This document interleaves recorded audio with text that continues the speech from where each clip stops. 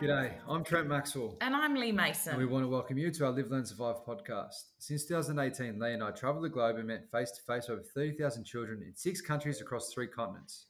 We've created a series of award-winning children's books, a global online education program, and are founders of the Live, Learn, Survive charity, all focus on teaching children and young adults life skills that not only help themselves but help others too. We're on a mission to spread awareness about fire, water, and first aid education to inspire the next generation of first responders. So join us for the next half an hour together with some fun, inspiration, and kindness, and we'll try and learn something too. How are you this week, Lee? Welcome aboard. I am good, Maxie. I'm sat next to you again, and it's one of our favourite days, Maxie. It is. We've got a special guest. Yeah, exactly. And time of this couldn't be more perfect because it's one of our favourite people. It's nearly 2 years to the day when we're in Ireland. Yeah, when we're in Ireland. So let me introduce to everyone our amazing friend, Graham Kerr. So Graham is from Cork City, beautiful city in the south of Ireland. So Graham's a full-time firefighter, one of your crew, with the Cork City Fire Brigade and director of the Cork Lifeguard Academy. Graham has taught water safety and life-saving skills as a volunteer for over 15 years with the Cork County Council. And he's worked as a beach lifeguard for 2 seasons and a senior beach lifeguard for 5 seasons. He was employed as the Assistant Water Safety Development Officer with County Council for almost 4 years.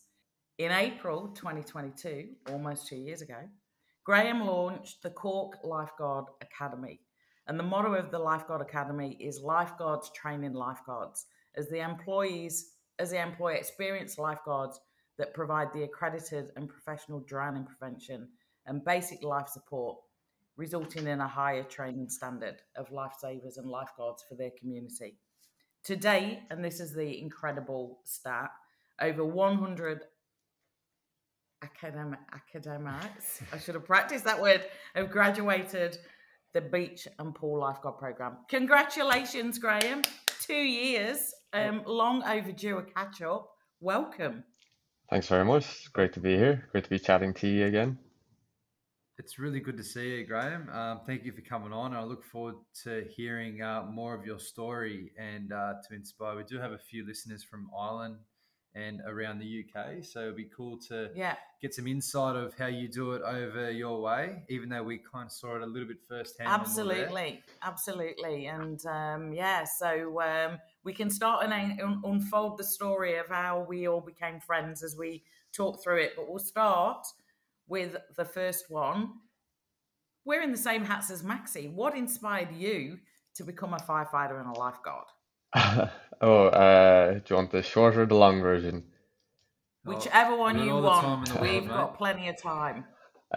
So when I was younger, I was a competitive swimmer with Sundays well, but the early morning starts didn't suit me, so I packed that in. But I wanted to stay involved in swimming somehow, and some of my friends in school at the time were doing water safety classes in our local swimming pool, Gus Healy in Douglas. So I said I'd tag along, to hang out with my friends, to get in the pool and stuff, really just for the social aspect of it. And I worked my way up through the courses, through the levels, safety, rescue, endurance, stuck it out, did my pool lifeguard, did my beach lifeguard award as well. And realized I quite enjoyed it and that there was potential for employment out of it as a beach lifeguard. So funnily enough, the first year I applied for the beach lifeguard service here with Cork County Council, I didn't make it.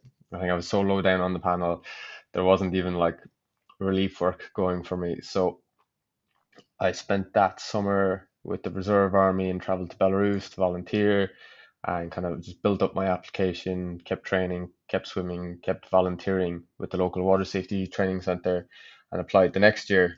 And I got part-time initially, and then they opened a new beach, Red Barn in Youghal.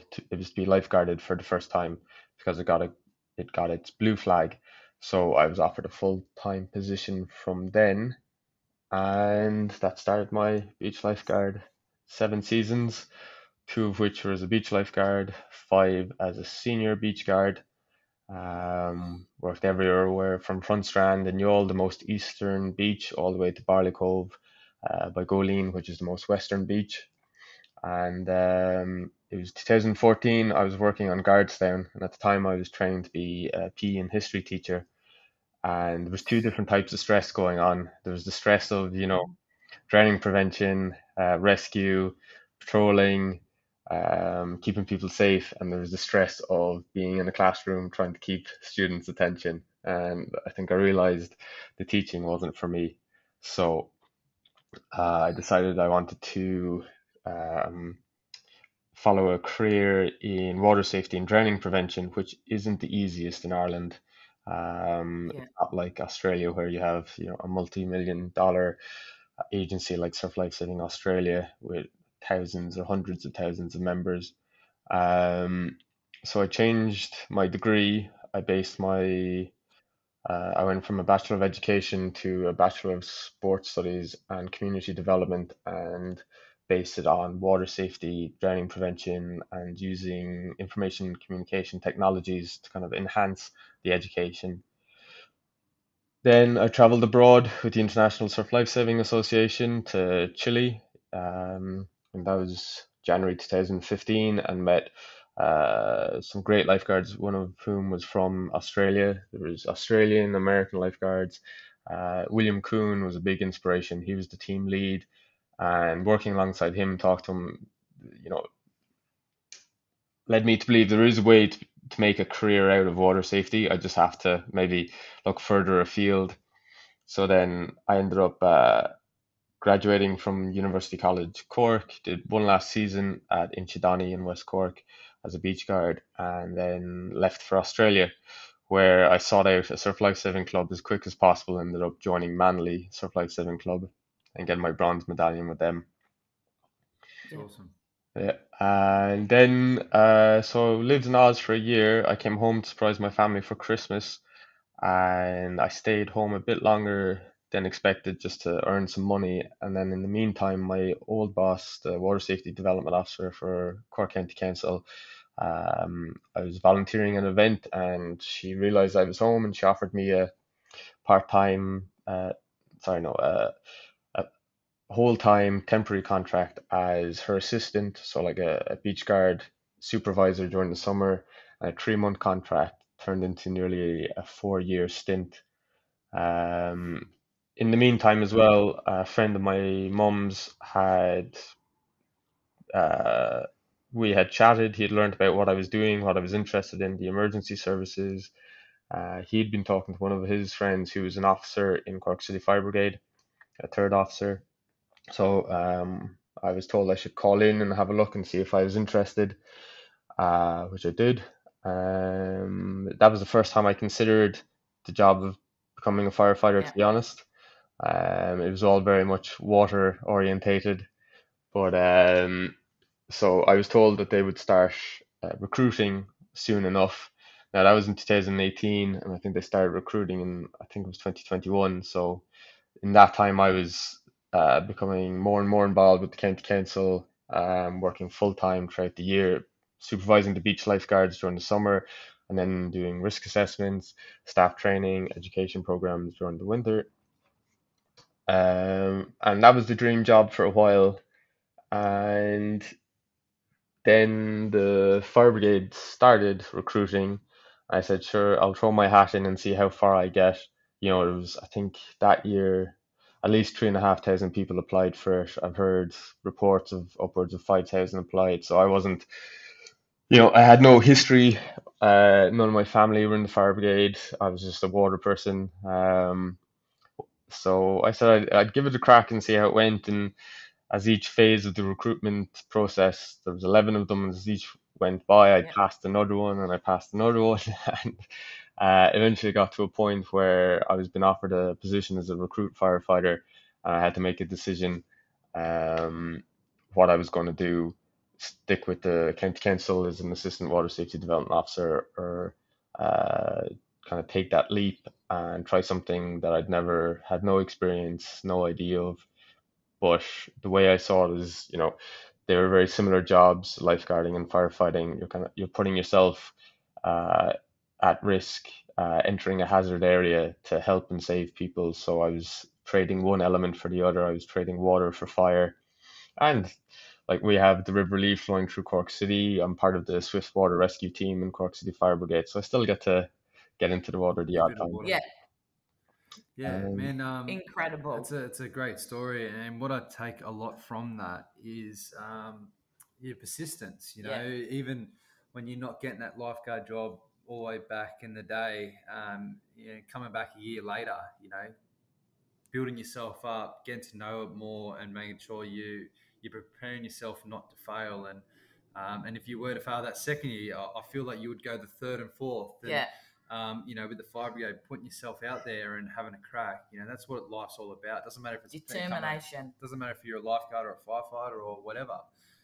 What you take from Graham's story and a little bit of my story. It took me 6 attempts to get into the fire and rescue.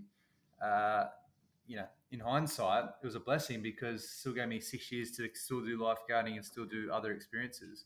But the year I got in, it was the best thing because, you know, knowing how many people apply for it, knowing how many positions there are, and you just kind of stick to your guns. So it's just another story as well that, you know, everything's just not easy. No. It's not like, oh, you know, I'll do that, decide one day and, you know, the uniform's there the next. That is not how it happens. And that's awesome to tell that story like that, Graham, because I'm sure there'll be younger people in the same boat that then can look at it and go, oh, yeah, you know what? Keep going. It does happen. Keep going. And you say, you know, Ireland isn't the best for, like, when I say, you're not saying it directly, it's not the best for water safety and the beach culture. But, you know, the fact that you've been doing it for such a long time, that there is. And it's awesome. How far it's come, even in the time that we've been traveling over. And it's awesome to see that you have been part of, you know, the foundations in the forefront of that. So you should be very proud of yourself. Putting it on the map. Mate, going into the second question, can you share some of your experiences you've had while working as a lifeguard and a firefighter? So we'll start off with maybe give us a good lifeguard job and then maybe finish off with a firefighter job that you're happy to share or talk about experiences. Yeah.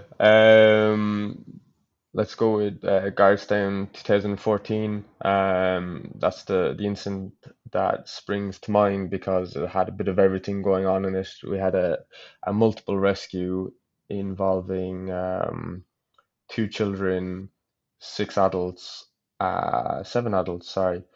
And it all happened before we even went on duty. We just so happened to turn up a bit early to clean the station from the day before because we'd been so busy it was left in a bit of a mess.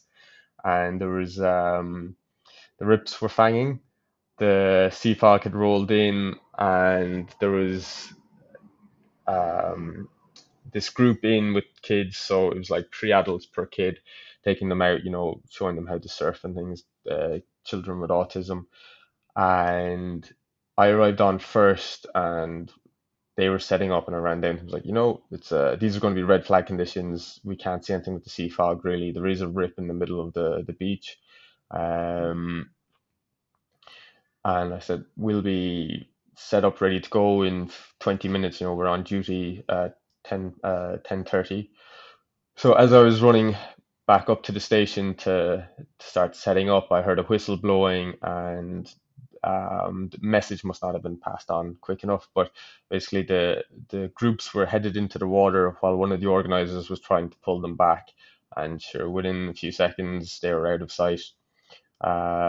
So I stripped off, put on the red shorts, grabbed the rescue board, ran down to the organizers. Told them, look, my colleague's on his way. He'll be here in 2 minutes. You know, tell him what's going on. And so I entered the water first, found them. Then Dave, who's my colleague for the day, he came in shortly afterwards. He swam in actually. He was wearing his jeans when he still swam in. But thank God he did because one of the other volunteers with the group had entered the water and no one had seen him enter the water, but he was trying to help. So he got stuck in the rip. So as Dave was swimming out, he came across him by pure chance in the fog in the rip. So he brought him in. Surfers from the one of the surf schools at the beach started to help out. So basically, what happened was we found the two groups out in the sea fog. Explained to them, look, this is what's wrong. You're stuck in a rip. Uh, we'll take the children, and you're going to have to just all like hold on to the surfboards and kick as hard as you can and aim for the waves. And what we'll do is we'll start going in and out and just start taxiing you back to the beach. Yeah. So yeah, that's how it went down. So there was great teamwork between myself and my colleague, but also the local surfers who were helping out. Um, while it seemed chaotic and there was a lot of panic, it was kind of a controlled chaos Yeah. because the rip wasn't that long.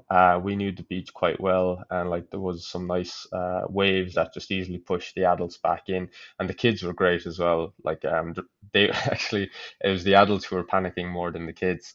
Yeah. 100%, it's always the way. Yeah, so that was over in 10 minutes. We ran back to the station, got dried off, and like we were back on duty for 10:30. Red flag went up, and just had a bit of a debrief as well in the kind of education session afterwards with all the volunteers and the kids, and saying, look, this is what happens, this is what a rip current is, this is how you spot it. So it was a big learning moment for everyone involved, I think. Sea fog as well, though, like literally when you can't see. Yeah. Do you get a lot of misty mornings? Yeah, sometimes, probably like, maybe a handful a year. Yeah, but like, fog that you would get over and on, Yeah. visibility shocking. And it can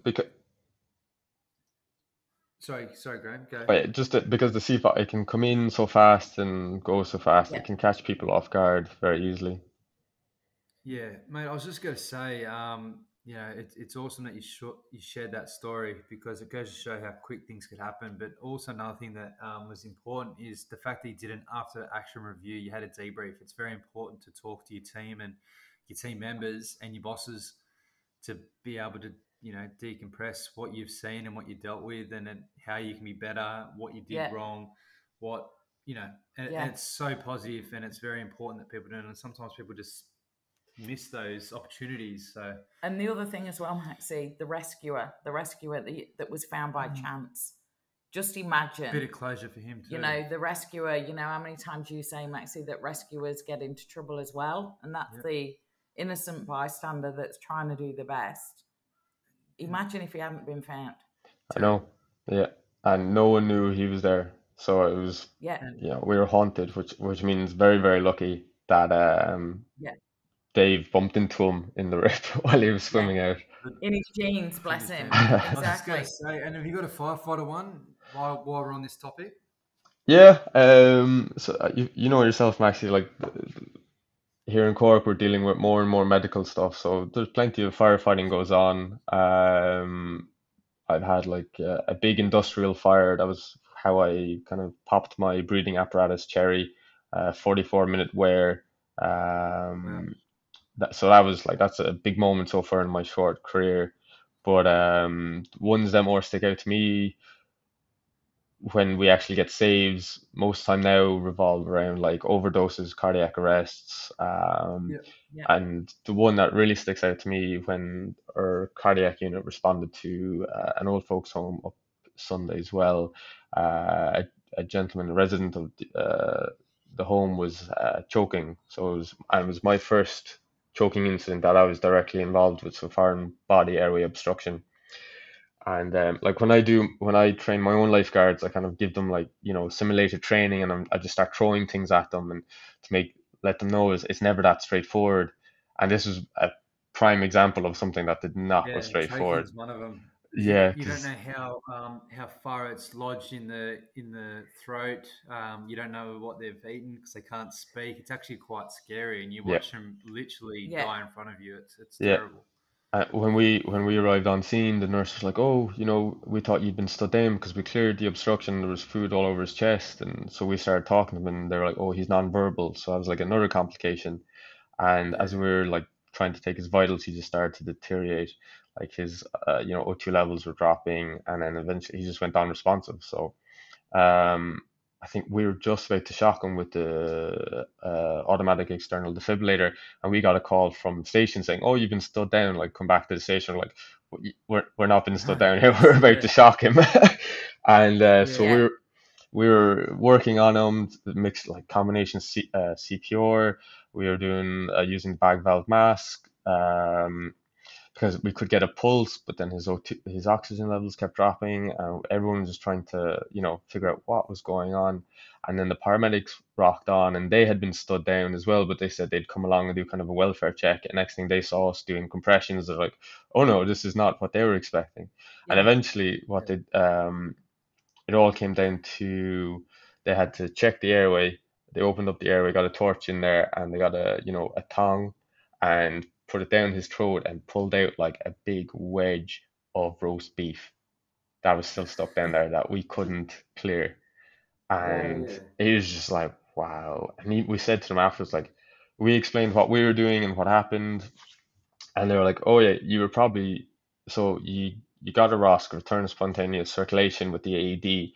And we're like, "Yeah, he had a pulse, but like his O2 levels kept dropping." They're like, until we started bagging him again, and they're like, "Yeah, that was probably you forcing the air and the oxygen down through the meat into his lungs. He couldn't breathe Yes. himself, but you were able to force it down." So that, like, for me, I still use that to this day as a teaching moment for my trainees. Wow. You know, especially when it comes to, dealing with foreign body area obstruction or choking. So it Yeah. was just, I remember afterwards we were standing outside You just having our don't know hot what gets debrief. you. You just don't know what gets thrown at you. You know, I've had some very quirky jobs the last couple of months, Oh, yeah? and it's not a time and place for me. This podcast isn't about me; it's about your experiences. But yeah, I know exactly what you're saying. Is sometimes the information isn't the best, and then you get the printout, and you think it's going to be a bit of a nothing job, and then all of a sudden it becomes the biggest job of your life. And it's always something quirky that they throw a curveball in. So it's always good to be prepared and always prepared for the worst. So Yeah. sounds like you guys got there and you knew something wasn't right, and you got to work, which is what we're trained to do. Yeah. Yeah. Sixth sense, and the ambos to go in as well. Somebody must have been looking out for that guy that day. That, Yeah. like you all didn't stand down. So Cork Lifeguard Academy. Tell us about it. What motivated you to start your Lifeguard Academy?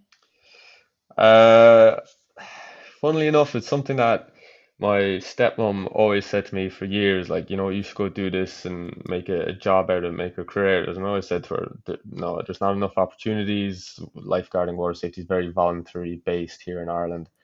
Um, and then trying to put this a certain way, like, I've been at nearly every level as a volunteer, instructor, beach and pool lifeguard tutor. I'm an examiner now. I was public relations officer, chairperson of the local water committee. I sit on the rescue commission, and I think it was when I got the job with the county council, and it was a career job, being paid to train lifeguards. I realized, if we want to be professional, we have to act professional. We have to treat people professionally. We're always trying to like increase the standards. And a few things happened, and it was always in the back of my mind. And then you said you were coming to Cork, and I was kind of like the push I needed. I was like, right, I couldn't get Cork City Library were great to provide the venue for free as part of the event. I couldn't get anyone else to come on board and sponsor the event, so I was like, right, I'm going to have to finance this myself, dip into my savings. And then I was thinking, I've had this idea in the back of my head. I've been told to do it by family members. You know, I'm kind of Yeah. moving away from the voluntary side of it because I'm getting a bit disillusioned. I've done it professionally. Maybe this is the push I need to just set up the business Yeah. and, put that bit of money. That was the first bit of money I invested in, and then there was a whole lot more. But so yeah, getting to welcome you to Cork City, host you in the Yeah. library as part of the book Yeah. festival as well was, the launch of the academy, which was an idea that's probably been, fostering in the back of my head for years. Like at one point, it was kind Yeah. of like a dream, an idea that would be great if I could do it. And then with experience, building up contacts, building up qualifications, became a bit more realistic, step by step. Yeah, As Maxi said, like earlier, like, the perseverance of trying to find a way to make water safety a viable career, make my passion, something that I can do sustainably. Just yeah, kept chipping away, and then you came along, and that was the push I just yeah. needed to set it up. And I always remember that because, I don't think people realise how hard it is to make, when Maxi and I have done those trips to make those things happen. And we need people on the ground over there that help us knit it all together. And as you said, we had an amazing venue in Cork City, and we were working with the team there at the council. But we just there was a few expenses and things we just needed a bit of help with. And I will never, ever forget, Graham, that you put your hand up, and you didn't tell me to start off with. It was you. You just put your hand up. And I think probably of all the things, the fact that you did that and created the academy is probably one of the proudest things for us, that's what got us to Cork. And we will forever be on your cheer squad as you grow and take this to, because it has, you've, like you said, that professionalism and all the vision for it. So massive respect to you, Graham. It's incredible that you did that. Yeah, it is, mate, and so fortunate to be able to keep the relationship going after the last 2 years, and hopefully we can get back over there again. Yeah, one Yeah. day soon. We can do some more combined training or courses or something where we can get even more bigger community, more bigger reach to be able to get people to know what you do. So absolutely. And mate, just you kind even of like, answered a couple of these. Sorry, you go. just even on that, that all came from, you may not remember, Maxi, but you followed the Cork County Council Beach Guards Instagram page, and it all came from that small action. You followed the Instagram page, and I remember thinking, I think I was sitting next to my sister, and I was like, holy moly, look who just followed us. And that brought me Yeah, onto your website, the Live, Learn, Survive website, which then I found out you were coming to the UK in Dublin, Yeah, and I think it was a hotel in Wicklow with one of the surf yeah. I license. was going to say that's the first time we met. You travelled up to Dublin to meet us. yeah. Yep. We've got that first photo. When we share this, and we'll share the stories when we Excellent. first met in Dublin, and we've got that photo. And you drove just to come and say hello. Yep. And then I think that got the determination that we're going to get this to Cork. And yeah, then just like, I'll forever be grateful as well that you kind of took my word for it and you came to Cork. Yeah, Well, mate, the funny absolutely. thing is- We're all the people that walk the walk. There's plenty of people that talk about it, Graham. You're one of the guys that puts the boots on and walks it. Yeah, the funny thing is, things happen for a reason, and the fact that from an Instagram follow to you coming with your own time to come visit us in Wicklow, to making the dipping into your own savings, I guess, to come to Cork. Let's just say that we could all give each other a little pat on the back. Oh, group hug across the interweb.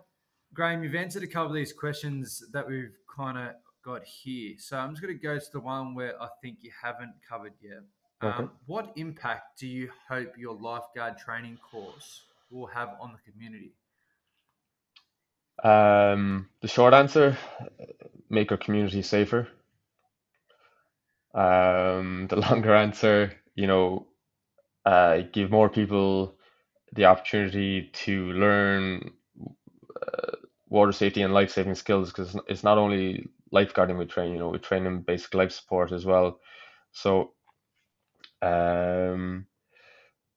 just every course, like right now we have a course going on. Once that's completed and they achieve their beach lifeguard award, that means there's another 6 people walking around Cork County who will know how to throw a ring buoy, or who will know how to rescue someone using their surfboard, or will know how to perform CPR, recognize cardiac arrest, or will know how to clear a foreign body airway obstruction. But also, it's giving them the opportunity to kind of, experience what I experienced and what I love doing, which was working as a beach lifeguard, and one of the Yeah, best jobs in the world, but also a very good paying job, which meant the pressure was off me when I was in college. I didn't have to, Yeah. I had money going into the start of the term. So that took, while I got to work the dream job during the summer, then there was less worry during the college year because I had savings built up by working 44 hours a week for 8 weeks. yeah, Yeah. I was just going to say, those 6 people will turn into 12 people, turn into yeah, 18. It'll keep multiplying and compounding because when people are learning stuff and they're doing some great things, people that are in their inner circle see them doing great things and they might yeah, put their skills to practice. Hopefully not, because no one wants to deal with ending on their worst day. But the skills that you guys have taught the 6 people, the 100 people yeah, plus so far, yeah, you The should be very 100 proud of that. academites. yeah. And you're making the community safer. So Cork's a safer place to live because of all the people you're training. Amazing. Let's go to the lifeguard season now. So how long is your lifeguard season in Cork? So the Cork County Council beach guards will work weekends in June, every day in July and August, and then the first 2 weekends in September. Their hours of duty are from 10:30 in the morning until 7 p.m. Yeah, And there's 12 beaches across the coast, and 13 beach lifeguard teams working, 44 hours a week to keep everyone safe. I say there's 13 teams and 12 beaches because Inchydoney is a split beach, so you can have, sorry, it's the other way around. Maybe 13 beaches, 12 teams, but Inchydoney has like an extra big team, because you have an east beach and a west beach, and hopefully, so Earth, the first few academites, which is I've been told isn't the word, but I've looked it up, and we're gonna use that to describe our graduates. The first few academites took up duty last season, which I was very proud of.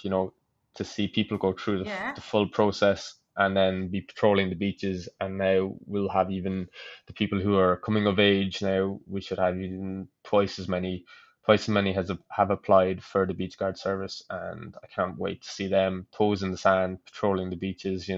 That's what makes everything Awesome, worth mate. it. And even then, some of our graduates I've started to employ as well. They've helped me out in courses as assistants or providing safety, so it's going full circle, and that's what keeps me going, to be honest. Yeah, amazing. it's a family, isn't it? Yeah, It's a family, and once you get that taste and that life saving in your blood, it's hard to shake off, and it's something that I've been doing for 17 years, coming to 18 years, and I still love it. I still get excited when I put on the blue shirt and when I Yeah. get my toes in the sand, and when I speak to other lifeguards like yourself, it gets you fired up. So um, be prepared, Graham. It never goes, mate. And the helpers that Yeah. you got helping you with the courses and that, it's awesome to have facilitators and little prodigies that look up to you to be able to maybe come up with more ideas and more innovative ideas to be able to go further into the future. Because we are in a changing world and technology is changing and all sorts of different things are happening. So it's always good to get some young blood, or when I absolutely. say it doesn't have to be young, it could be anyone in there with a fresh idea, fresh energy. It's very important to have some good energy, and you'd be surprised how far the Lifeguard Academy and Yeah, the careers will go. It's awesome. massive, massive.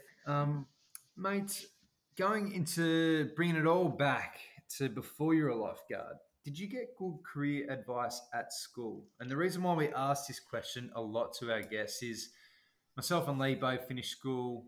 Well, I finished school in year 10. I didn't go to year 12. Lee, had an interesting last Yeah, couple of I years. went to year 12, but may as well because I didn't get any passes. So I was dedicated in there, but not particularly, found it easy. So Yeah. I think the whole thing is this is like sharing everyone's story that not everyone had it really easy, and what was your takeaway that someone might see themselves in the same situation. Yeah, and just adding on to that, it could be a good it could be a good it could be a Experience, good or it experience. might not be. So yeah, just please share. That was the longest way round, actually, asking was a 10-word question. A lot of people that listen in, they're probably wondering why we always ask that question. Yes. It's just because we want to get a bit of a guide on, everyone's experiences with the education system and schooling. So Yeah, no, that makes sense as well. So like when I was younger in secondary school, which is between the age of 13 and 18 here, I wasn't the most academic, and I'm still not the most academic. And advice-wise, I can't really remember, but I do remember it being kind of a difficult situation because after I did my final state exams, leaving cert, my two best subjects were English and construction studies. And I was like, then was the question was, do I go down the trade route, the more practical, hands-on route, or do I go down the more academic route? And I do remember there's a big emphasis here on going to like college, university. So, but now looking back, like working in the trades, hindsight's a great thing, but having a trade is so in demand here. And it was only until I think I went to Australia and I saw how much tradies, what status they have in society. Like tradies, well respected, earn good money, driving around in their like new utes, big utes, and that's something I didn't see in Ireland back then. But I think that's going to change because there's a lack of tradesmen in Ireland, or there's not enough. I talk to my colleagues or my parents who are trying to get jobs done to the house or stuff built, and there's it's hard to pin a tradesperson down because they're so busy. There's so much work going, and I think people underestimate, like, not everyone's suited for college. It took me 6 years to get a bachelor's. I dropped out. I changed course. I took a sabbatical. I took a very scenic route to get a bachelor's when other people would have become doctors in 6 years. So university is not for everyone. And there are other options out there. I think the mentality or the mind frame is changing because it's a big ask at 18. Like, what are you going to do for the rest of your life? Absolutely. Yeah, like I wanted to join the army for until I think I was 18 or 19. I was like full blown cadetship into the army, joined the reserve army, and realized actually no, that's not for me. And now I'm completely lost because I don't know what I'm going to do. So then, thankfully, that kind of coincided with lifeguarding, and I think that's where So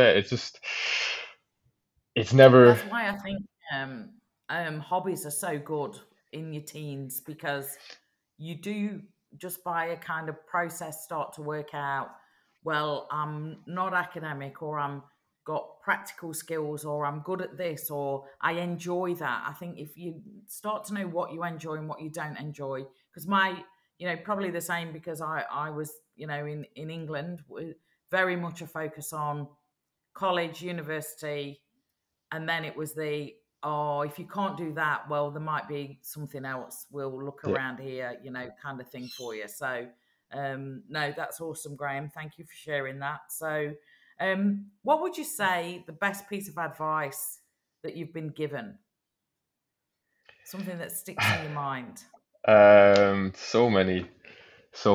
Like for example, when I was doing my recruits, for the fire service, one of the station officers, we were asking questions about this and that, and I suppose I've seen it with some of the lifeguards I've worked alongside. I think maybe it's a generational thing, very much about procedures. What's the procedure for this? How do we, and she said you can't throw books at a fire, and I've kind of adapted that now when you get questions, but what if this happens? What if it goes wrong?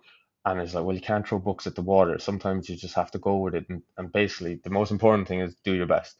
But, normal operating procedures, emergency action plans, standard rating operating guidelines, they're all great and well until your face is at the fire or you're in the rip with the multiple people. And then I think the one that really resonates with me, because I'm guilty of it, is don't let perfection be the enemy of good. Yeah, that's a good one. I'm writing that one down, actually. I'm writing that one down. Don't let perfection be the enemy of good. Because I That's think excellent, Graham. so many people are afraid to make mistakes or take chances because Yeah, it's not going to be perfect. But like that shouldn't, and that's my life experience is that like it's not, it hasn't gone yeah, perfectly, but that's even though, and I'd be a bit of a perfectionist, and I do have to remind myself sometimes, it's still good, still use that thing or do that thing. Yeah. Um, yeah, yeah. Yeah. Just No. get started. Sometimes you can wait for things to just be too perfect, can't yeah, you? And you just gotta and the moment get passes you by rolling. then. And then Yeah, and you don't enjoy what you do have and what you have created. So yeah, that's really good advice there, mate. great. Because between the lifeguarding and firefighting, I'm sure you've been in a lot of stressful situations. So that's a given for the jobs that you have done and do. But how do you deal with stress? So I have a few different things that I do as a firefighter. But how do you deal with a stressful day or within the academy, the lifeguarding, or the firefighting? That's a good question. Probably it's something I'm working on. It's a work in progress how to deal with stress because I don't find the dangerous elements of the job stressful. I don't find the because both in the fire brigade and the academy, I have great crews with me. I have a small crew in the academy. And I have the honor of being able to like employ people and they're great to work with. So whether it's like actually being in a burning building or being out in rough sea conditions trying to train teenagers, I don't find that stressful because I know I can rely upon my crews. It's more the background stuff that I find stressful, and um, I suppose it's how do I deal with the stress? Obviously, like going to the gym, doing something physical is a great way Yeah, to decompress. 100%. And I think as well, I'm trying to not let the the small stuff phase me. And it's not small stuff, but it's not as important. Like the kind of Yeah. yeah, bureaucracy behind stuff, the It's all politics perspective. behind stuff. Yeah, yeah, Yeah, it's all exactly. perspective. yes, As just, yeah, and you yeah, said, yeah, yeah, keeping the right perspective, which is, helping people, training people, saving people, um, employing people, and then not worrying too much about, you know, uh, local politics or yeah, insurance Yeah. or Well, bureaucracy, red tape. yeah, sometimes society is set up for not for us to fail, but for us to be distracted and for us to kind of be divided. Sometimes, it's not a political podcast, yeah, so Yeah, I do understand what you try to say. You turn on the news, you hear sometimes the conversations around the fire station table at work. You're waiting at the bus stop and you hear someone over to, like. There's so many different conversations and so much. yeah. Different perspective. yeah, Sometimes you can get caught up in it and you get fired up. Absolutely. And and the thing is as well, in the kind of work that you're doing, Graham, like you and Matt, what you said really struck, because like Maxie would say the same, burning building or, rough sea or whatever, that's like, that doesn't stress, you guys at all. But it's like, to other people, that is like major. And I think community, we're becoming so risk averse that yes, it's almost impossible to do anything because people have put so much red tape around everything. Like at the end of the day, walking out of your front door is dangerous. Anything could happen to any one of us at any time. We just like, but I think as communities and like organizations and governments and all that, we've become so risk averse. We a funny story, we met a gentleman who used to do things for kids in the community around just very general, starting water safety and whatever. And when the risk assessment went through to the various levels of ticking it across so this event could happen, it actually fell over because location was close to water. And that's what, yeah, and it's like, well, it's going to be water safety, so the whole, the levels of the bureaucracy to make something happen. And you're doing something that to you guys is not stressful because you know what you're doing. But to someone in an office with a bit of paper, kids near water, what, it's like, blah, blah, blah. So I totally understand that. And, keep. All I'd say is just keep going, because Yeah. other That's people, there are a few people that will go, yeah, keep doing it, because kids are learning. yeah. And I was probably a bit naive when I first started off with the academy because I was like, yeah, sure, like teaching water safety, helping people, training people, lifelong skills. Everyone's going to like, who's going to stop me? Oh, plenty of people. Yeah, yeah, Whether it's, you know, but then that kind of, at least when you're out in the water, or like Maxi, you probably know yourself, like whatever's happening around in the station or around the station, maybe it's not directly involved with it, but once the bells go off, that's all kind of forgotten about. yeah. And that's Once you're part out of in the what I love it. water, once you're And out you in the know, water, you're on. yeah, and you don't need to win everyone over, Graham. We don't need everybody to be on board with it. You only need 20%, and you're good to go. So yeah, keep going with that. So, what advice would you give to someone aspiring to become a lifeguard or a firefighter in Ireland? Uh, Give it a go. That's kind of the Yep, short bit of advice. Try it out. You know, I said it there on Monday when we started a new course. Like we learn more from our mistakes. Uh, don't be afraid to fail. You'll learn more from it. I think Maxi's, a great inspiration there. Just as you said earlier, perseverance. And if I think if more and more kids and young people kind of heard of that, especially in this day and age, everyone's about there, and I say this in quotation marks because people can't see me, but their personal brand, and this kind of illusion that's created on social media of perfection, yeah, when that's not the case at all. Like nothing straightforward, and but you miss 100% of the chances you don't take, and I think you just, yeah, go for it.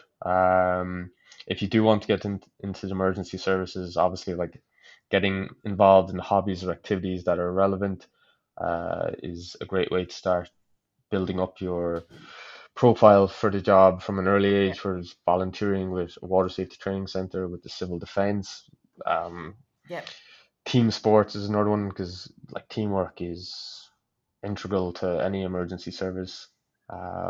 There's so many things you can do, and they can even be relevant to what you're interested in as well.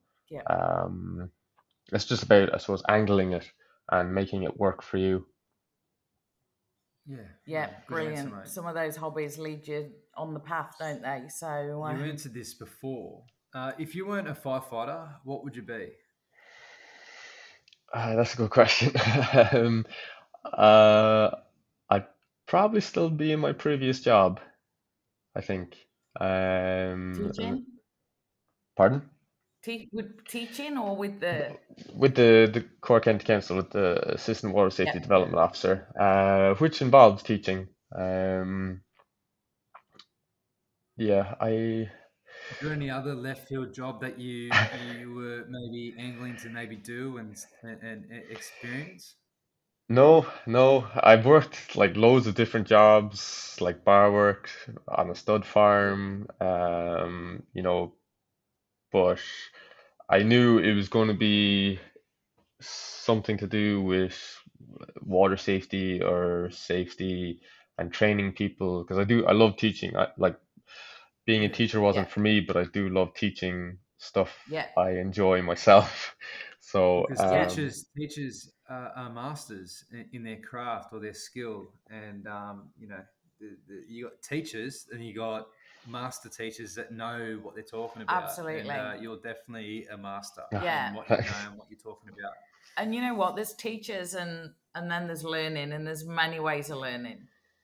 yes, And and it can be taught in so many different Yeah, ways. So you both are teachers, in just because of how you go about life every single day. So forever a teacher, Graham. So what advice would you give to 16-year-old Graham? Sit him down in the corner. What are you going to tell him? yeah. So I've thought about this a good bit even before you invited me on the podcast, kind of doing a bit of reflection and wondering, would I be proud of myself if 16-year-old me could see me now, would I be proud of myself? Um, if I could sit them down, I'd tell them, just keep doing what you're doing. Like, find something that interests you, which at the time was the water safety classes. Keep doing it till you develop that passion, and it does all eventually work out. And Yeah. just keep doing what you're doing, and it will work out. That's Amazing. awesome, mate. Absolutely amazing. I think that, if you look back, you should be very proud, Graham, like what you've done to put Cork on the map with having a lifeguard academy, I think is incredible. So Thanks so you much. should be very, very Yeah. proud. I'm not the only Mate, one though. There's plenty more people who are doing similar things to me. They're doing in similar ways and different ways. Yeah. I've decided I want to, you know, um, use lifeguards to train lifeguards, and that's kind of our motto is lifeguards training lifeguards. So people I've volunteered alongside, worked alongside, I get to pay them to share their skills and their knowledge, because I think those skills and knowledge deserve like remuneration, and to push the standards, to keep people involved, to keep them motivated. They need to be rewarded in some way, and if I can do that by giving them, a paycheck at the end of the week or something, that's a huge definitely. thing to me, and hopefully it just Amazing. keeps growing. Keeps the wheel going, mate. Keeps people, keeps people within society and be able to Yeah. do things Yeah. that they Well, want to people do. feel valued, and that's the whole thing of it. So, Mate, just before we finish up, we have a playlist on Live, Learn, Survive on Spotify. So people that we've spoken to, people that used to be a part of, it's not anymore, but the old rescue squad, people from all around the world give us their positive, happy-go-lucky, pump-up song. So what song do you have for us, Graham, that we could yes. add What to do we the got? playlist? It's got to be Macklemore, Can't Hold Us. Ooh. Can't hold Hold us. Us. Yeah, that's something that will always Yep. get me All going, right. get It me is motivated. added to Added the to the play. list. The playlist, Absolutely. and the Absolutely. reason why I'm not going to play it is because when we put Oh, this is audio. the yeah, but I think we can use the graphics Oh, now we can for use the YouTube. graphics now. Yeah, yeah. The YouTube people don't like us playing the Copyright music. We music. get Yeah, we get copyright we get strikes or something. yeah, But exactly. We get the told off. We get called to the headmaster. the good thing is, even though this is not video recorded, we can put the graphic with Yeah. the audio on YouTube, so we can just give a bit of consistency of people hearing not just from us, but hearing from our great guests like yourself. So, Exactly. yeah, Exactly. mate. How can we find you? Yes. Tell us your socials. Tell us your website. Anyone listening that wants to get involved. Yeah, so our website is corklifeguardacademy.ie, and then we're on Instagram, TikTok as Cork Lifeguard Academy, all lowercase, no spaces, Facebook, Cork Lifeguard Academy, three separate words, first letter is capitalized. Basically, yeah. Cork Lifeguard Academy, put it into the search bar and you're bound to find us somewhere. And awesome. We'll when we share it on socials as well, we'll do all the tagging and all the things. So that is absolutely amazing. Graham, congratulations. I have no doubt it's been an incredibly tough 2 years, and it is really good to reflect. And my Andrew always says to me, measure the gain, not the gap. Mm. And look how far you've come from. You were on your own with a name. Yep. That was it. That was it. And look how many people now you're putting out on the beach. So, that is incredible. So, massive. I really appreciate that. That means a lot, especially coming from the two of you and what you've achieved as well. No, we're just chipping away, mate, doing our best. But one day at a time. One day at a time. But stay with us after this. We'll keep chatting, but we'll wrap it up now. Absolutely. So, thanks to Graham for joining us. It's really great to get another update 2 years on. I think it's probably, 4 years from Dublin when we very first met. Yeah. So, due another trip, Maxie. We are. All right, Graham, take all the best, care. mate. Thanks And so much. hope everyone enjoys this chat. Bye. Good luck. See you, mate.